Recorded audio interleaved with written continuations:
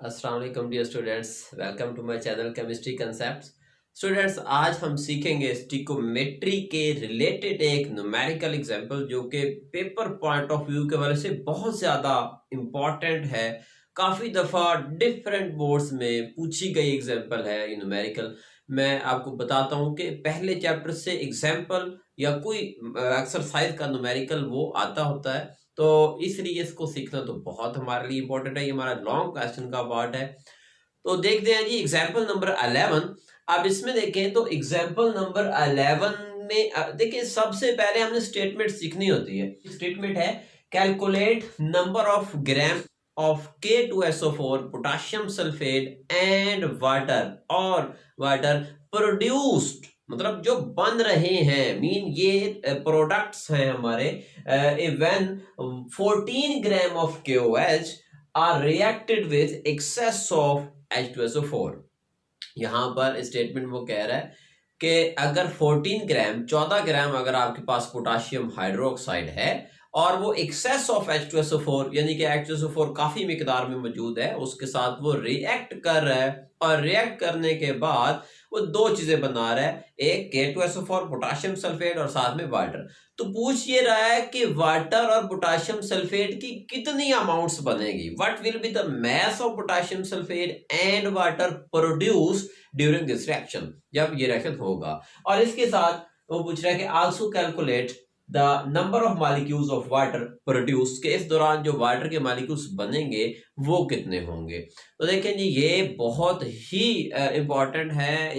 इसके लिए आपको ये मुकम्मल वीडियो देखनी पड़ेगी। ये थोड़ी सी लेंथी होगी एज कम्पेयर टू अदर जो न्यूमेरिकल की वीडियोस बनाई गई थी, लेकिन इस एक वीडियो के देखने से आपकी जितनी भी इसके रिलेटेड एग्जांपल्स या एक्सरसाइज में न्यूमेरिकल्स हैं वो आप खुद हल कर सकेंगे इसके बाद।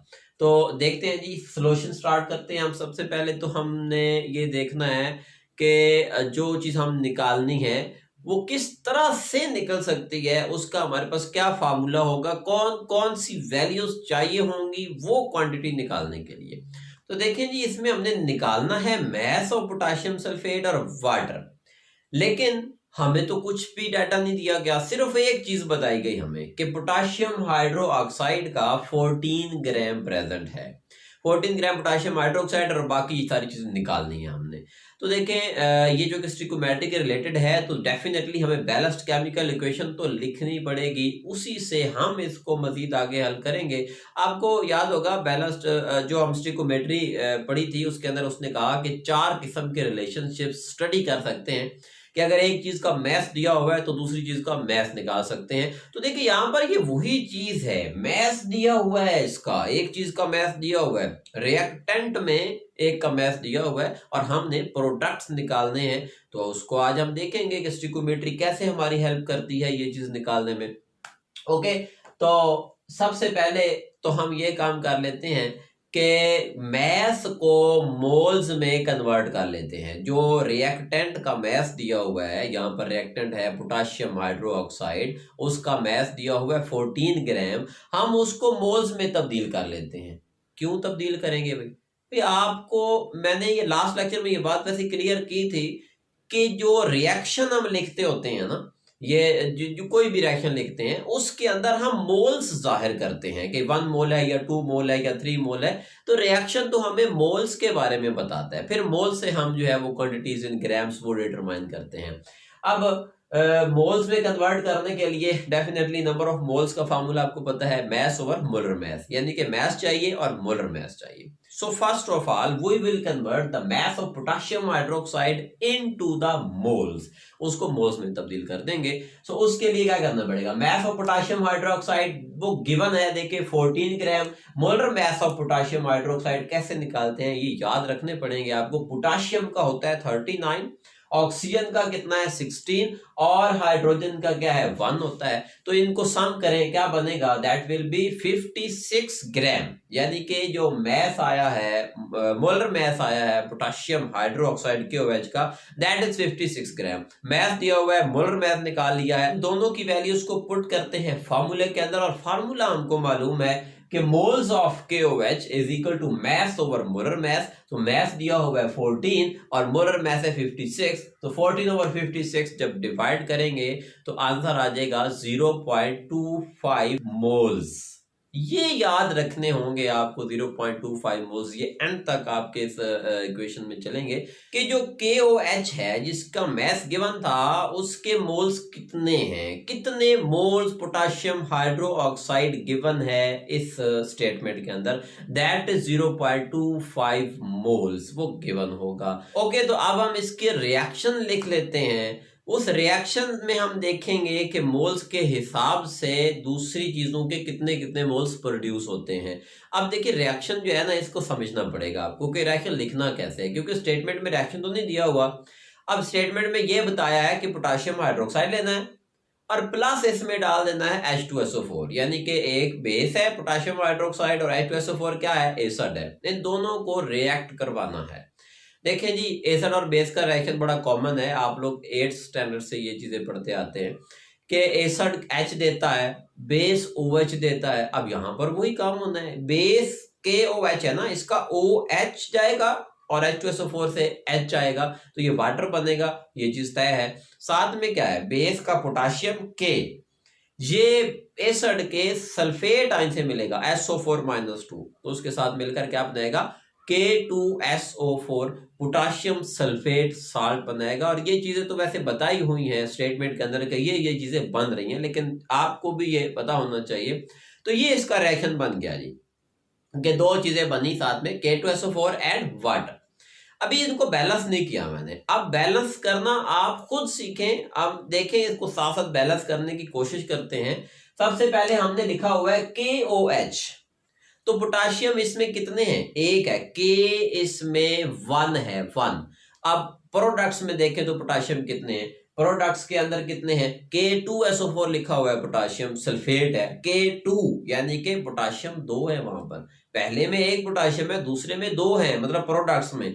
तो फिर कैसे बैलेंस होगा, इधर अगर आप KOH को 2 से मल्टीप्लाई कर देते हैं तो इसका मतलब है कि ये पोटेशियम्स जो है K, ये तो बैलेंस हो जाएंगे। तो 2 से मल्टीप्लाई कर दिया, देखें 2KOH plus H2SO4 and after reaction K2SO4 plus H2O। अभी ये बैलेंस हुआ है। तो इसके साथ हम ये दूसरे चीजें भी देख लेते हैं कि तो पोटेशियम बैलेंस हो गया।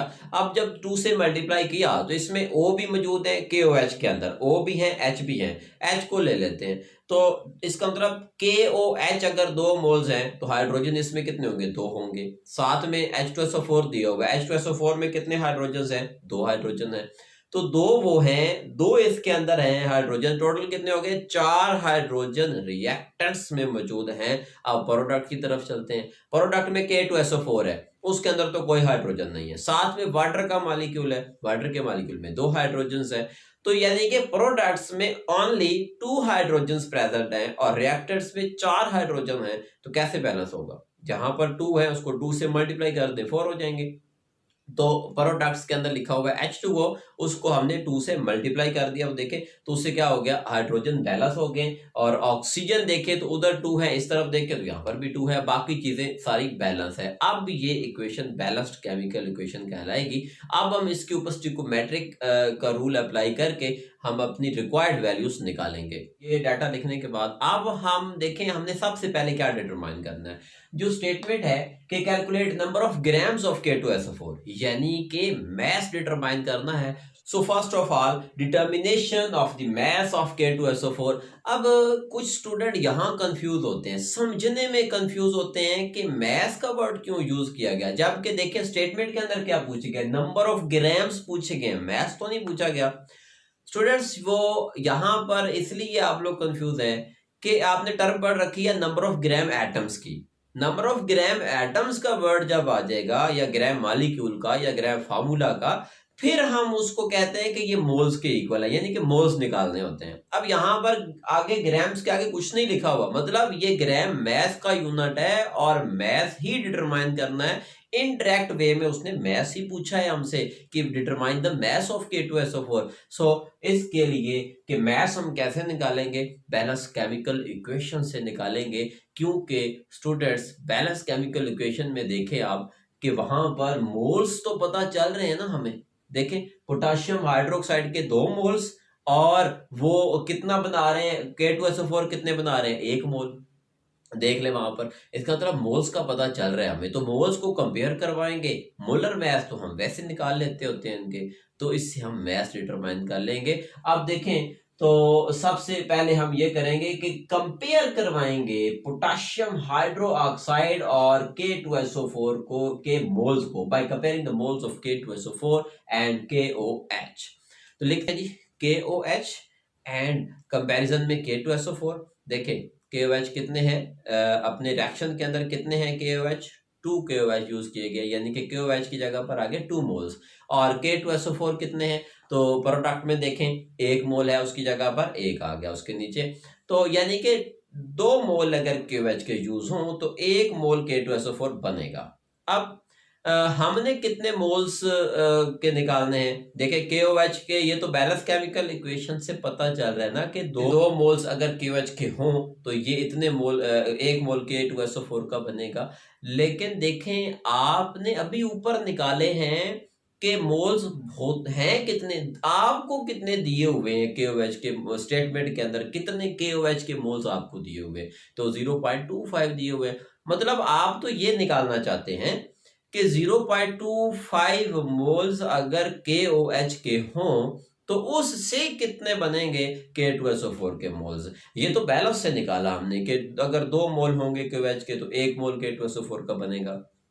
अब देखिए आपने किसी भी जो है वैल्यू निकालनी होती है किसी भी शय की, तो उसमें अगर 1 2 3 चीजों की वैल्यू गिवन है तो सबसे पहला काम आप यही करते हैं कि एक शय की वैल्यू आप निकाल लेते हैं उसमें से। तो देखिए 2 मोल्स के बदले में 1 बन रहा था, तो इसका मतलब 1 मोल में से कितने बनेंगे वो हम निकाल लेंगे। सो 1 मोल ऑफ KOH, यानी कि 2 की जगह अगर हम यहाँ पर 1 लिखते हैं कि 1 मोल अगर KOH का लें तो फिर K2SO4 कितने बनेंगे, 1/2। पहले वो 1 बन रहा था, अब 1 का आधा बनेगा, यानी कि 0.5, यानी कि 1/2। तो ये बन गए इतने मोल्स। अब हम अपनी ओरिजिनल वैल्यू लेते हैं, दैट इज 0.25 के अगर KOH के 0.25 मोल्स हों तो फिर K2SO4 के कितने होंगे, 1 की वैल्यू दी हुई है, 0.25 की निकालनी है तो 0.25 से मल्टीप्लाई कर दे दोनों तरफ, यानी कि इधर 1 से मल्टीप्लाई होगा तो ये तो 0.25 ही रहेगा। यानी कि KOH अगर 0.25 लेते हैं तो K2SO4 क्या होगा, 1/2 मल्टीप्लाई बाय 0.25। तो उसको मल्टीप्लाई कर दिया हमने, 1 की वैल्यू थी तो 0.25 की निकाली थी, 0.25 से मल्टीप्लाई कर दिया और आंसर देखे हमारे पास क्या आया, 0.125। यानी हमें ये पता चल गया कि अगर हम जो जितने भी हमारे पास KOH दिया हुआ है, जो 14 ग्राम था, जो 0.25 मोल्स बन रहे थे, उनको अगर हम रिएक्शन में इस्तेमाल करते हैं तो हमारे पास K2SO4 के इतने मोल्स बनेंगे उस बैलेंस केमिकल इक्वेशन के मुताबिक। So moles of K2SO4 will be equal to 0.125 moles. ये K2SO4 के मोल्स निकल आए हैं।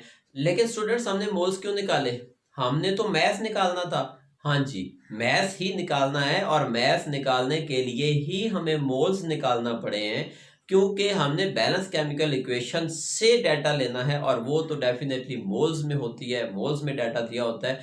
तो स्टूडेंट्स अब हम इसी वैल्यू को यूज करते हुए, मोल्स को यूज करते हुए इसका मैथ निकाल लेंगे। देखिए नंबर ऑफ मोल्स गिवन है, अब मतलब निकाल लिए हमने, और मोलर मैस हम खुद निकाल सकते हैं उसका। K2SO4 का मोलर मैस निकालना है। देखिए molar mass of K2SO4 will be equal to, जितने भी उसके अंदर वो एटम्स आ रहे हैं सब के मैसेज को जमा कर दें। अब पोटाशियम का होता है 39, लेकिन यहाँ पर 2 दिए हुए हैं पोटाशियम, तो 2 से मल्टीप्लाई किया हुआ है, 2 मल्टीप्लाई बाय 39 प्लस SO4 यानी कि S सल्फर, सल्फर का कितना है 32, तो वो लिख दिया, प्लस ऑक्सीजन O4 है, मतलब 4 ऑक्सीजन है, एक ऑक्सीजन का होता है 16, तो 4 से मल्टीप्लाई कर देंगे तो 4 मल्टीप्लाई बाय 16। अब ओवरऑल ये मल्टीप्लाई और सम करने के बाद जो आंसर आता है दैट इज 174 ग्राम पर मोल। 1 मोल पोटाशियम सल्फेट का मैस 174 ग्राम। अब मोल्स भी मौजूद है हमारे पास, मैथ भी मौजूद है, तो क्या करें, मोलर मैथ सॉरी मौजूद है और मोल्स मौजूद है, तो फार्मूला वही है, मैथ निकाल सकते हैं। अब तो मैथ निकाल सकते हैं, वेरी इजी। सो मैथ कैसे निकालेंगे, वो फार्मूला इस्तेमाल करते हैं, mass of K2SO4 will be equal to number of moles multiply by molar mass. अब ये कोई नया फार्मूला नहीं है, ये वही फार्मूला है जो हम पहले से पढ़ते आ रहे हैं, number of moles is equal to mass over molar mass. तो इसकी सिर्फ जगह चेंज की है, मोल्स को उधर ले गए हैं, मैस को इस तरफ ले आए हैं, तो mass will be equal to number of moles multiply by molar mass. अब इसमें वैल्यूज दोनों दी हुई हैं, मोल्स भी निकाल चुके हैं ऊपर और मैस अभी हमने मोलर मैस इधर निकाला, तो ये देखें 0.15 मल्टीप्लाई बाय 174 और ये आंसर कितना आएगा 21.75 ग्राम। इतने ग्राम मैस होगा K2SO4 का, जो इस रिएक्शन के नतीजे में बनेगा अगर हम 14 ग्राम KOH यूज करते हैं। तो एक पोर्शन अभी कंप्लीट हुआ है इस न्यूमेरिकल का। आप स्टेटमेंट में देखें तो वहां पर वो पूछ रहा है कि calculate number of grams of K2SO4 and water, यानी कि वाटर का भी हमने मैथ मालूम करना है जो इस इक्वेशन में प्रोड्यूस हो रहा है। देखिए वाटर प्रोड्यूस हो रहा है तो इसका भी हमने मैथ मालूम करना है। अब देखें मेथड क्या होगा, सेम मेथड होगा जैसे हमने यहाँ पर स्टेप किए हैं, सारे स्टेप यही होने हैं। तो देखें हम इसको परफॉर्म कर लेते हैं। अब तो बहुत इजी हो चुका है, तो इसमें लिखेंगे determination of the mass of water, यानी कि मास ऑफ वाटर को डिटरमाइन करना। सो पहले हमने यहाँ क्या किया था, कंपैरिजन करवाए थे मोल्स का आपस में, तो वहां पर भी वही करेंगे। किसका कंपैरिजन करवाएंगे, रिएक्टेंट और प्रोडक्ट का। रिएक्टेंट में पोटेशियम हाइड्रोक्साइड का कंपैरिजन वाटर के मोल से करवाएंगे। So by comparing the moles of KOH with the moles of water. तो अच्छा एक और क्वेश्चन यहाँ पर ये है मेरा आपसे कि ये हम सल्फ्यूरिक एसिड, वो भी तो रिएक्टेंट है, उसका कंपैरिजन हम क्यों नहीं करवाते रिएक्टेंट के साथ? ऐसा क्यों है कि हम सिर्फ यहाँ पर भी KOH का कंपैरिजन करवाया, वहां पर भी KOH को आपस में मुआवजा करवा रहे हैं, कंपेयर करवा रहे हैं, जबकि सल्फ्यूरिक एसिड को हमने कंपेयर नहीं करवाया।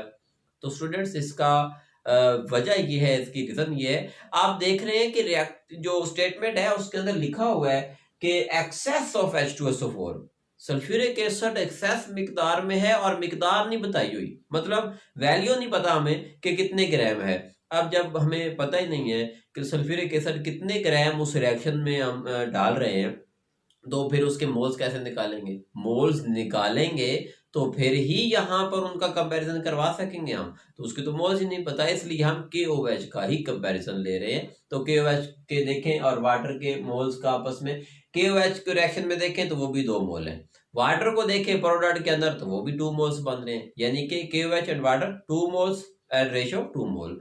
अब इसको 1 की वैल्यू निकालनी है तो डेफिनेटली अगर 1 KOH होगा तो 1 H2O बनेगा, एक वाटर का मॉलिक्यूल बनेगा।